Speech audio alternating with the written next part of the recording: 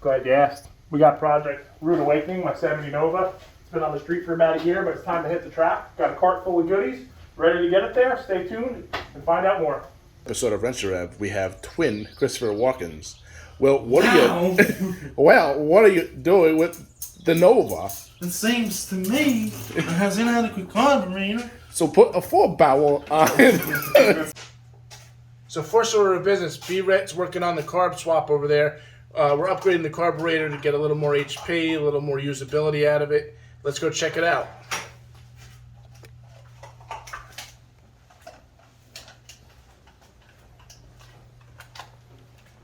So B-Ret, what do you got there for carb setup? What are we switching to?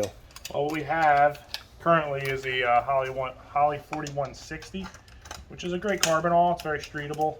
I'm having some issues with having it idle on the idle circuit, and some of that is due to the aggressive camshaft that's in the car. I just want something a little more racy, a little more aggressive. So we're going from a 4160 to a Holley 4150 HP carb. It's more race built, has no choke horn, really lets that air get down in there. It's got adjustable idle air bleeds and higher RPM air bleeds, which is really good tunability that I'm not going to get out of it. We're going to a mechanical secondary, so these all open by the linkage, no vacuum required.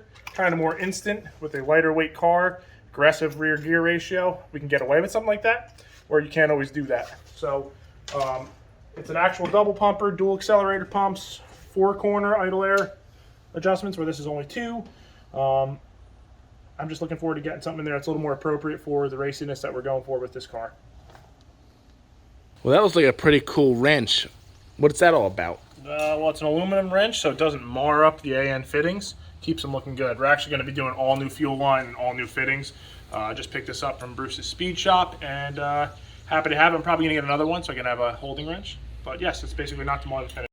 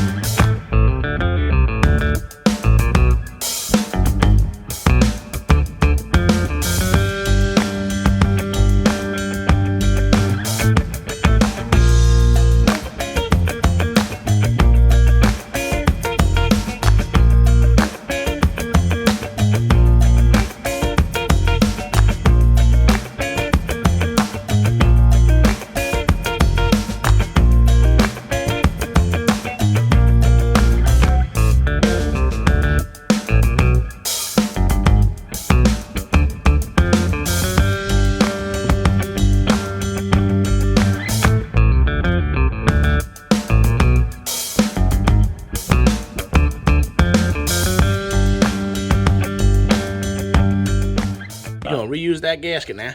Yeah, she's pretty clean. I don't see any issues. It's not like it was on there for a while. Sometimes you gotta do what you gotta do on budget. I should have the spare gasket, but I'll save it for next time. Right now, it looks good. Here we got a new fuel inlet set up from Jazz. 4160s too are actually closer together, and I had to modify that. This one's set up for 4150. I'm going with all the black nylon braided on the new setup for all that. This is the Jags part. The rest is all XRP fuel. Excuse me. And fittings. One thing that's cool about this carburetor over the old carburetor is that over here we have these sight windows. These sight windows allow you to see the fuel level without taking out a plug that the other ones have. Which keeps fuel from dribbling all over the place. Yeah, it keeps Saying lighter than a pancake. Alright, drop her down here, folks.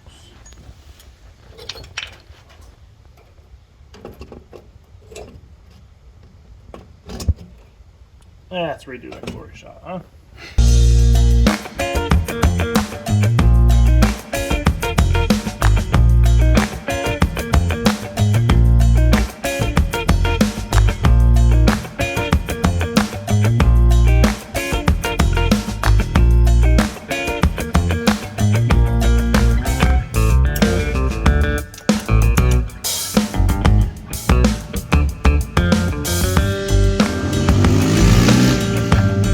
So we're checking out the new carburetor. We're setting up the throttle linkage setup, and right now it seems to be we're having an issue getting to wide open throttle. It looks to be that WAP, yeah, a different what? Why? WAP is something else. All right, just making sure the throttle opens all the way up and there's no binding. Push on the linkage and see if it goes further. Yeah. Okay, so we need to make adjustments. So we've got the carburetor on there. Now we're playing with the linkage, or we're messing around with the cable. Unfortunately, we had a little bit of issue getting into wide open throttle. We're not getting it. We're about 90% or so, and we found that there is a broken piece of bracketry there that Brett's got, as well as we've done adjustments. So we got it to 10%. Maybe that slop that the pedal goes through that bracket is going to be that extra 10%. We'll see what happens. We'll keep you posted. Happen to have a new one. Yeah. So we got this all set up, the carb with the fuel plumbing all done, and when we turned the fuel pump on, we had a little leak coming. First we thought it might be from the body, but that didn't seem logical being it's a new carburetor, so we're like, okay. So then obviously, any liquid or fluid always goes to the lowest point. Right here. Excuse my fingernail. Right here. Oh, that one's bad too. It was leaking here and then dripping off the lowest point. This was loose when we had to move that. This side was also leaking because we didn't want to go too tight to start with. Now we did that. Everything's good. We fired the fuel pump back on, and we're reading about between 10 and 12 pounds, which is a little bit too much. So we're going to come over here and play around with the regulator. All right, well, the adjustment on the fuel pressure regulator almost does nothing. It spikes and jumps to 12, 15, keeps going no matter which way you turn it, including obviously the correct way, loosening it for lowering the pressure. So on our way to Advanced Auto Parts for a new fuel pressure regulator, $39. Right, Keith? That's right. What you guys got?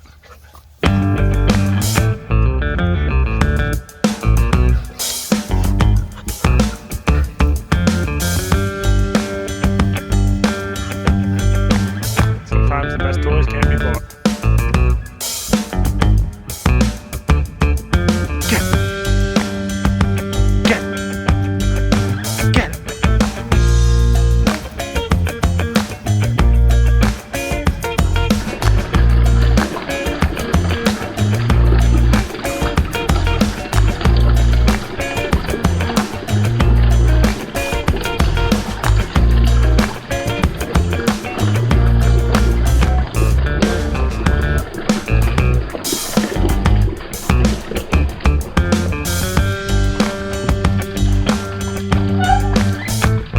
Maybe if we need to fire it up.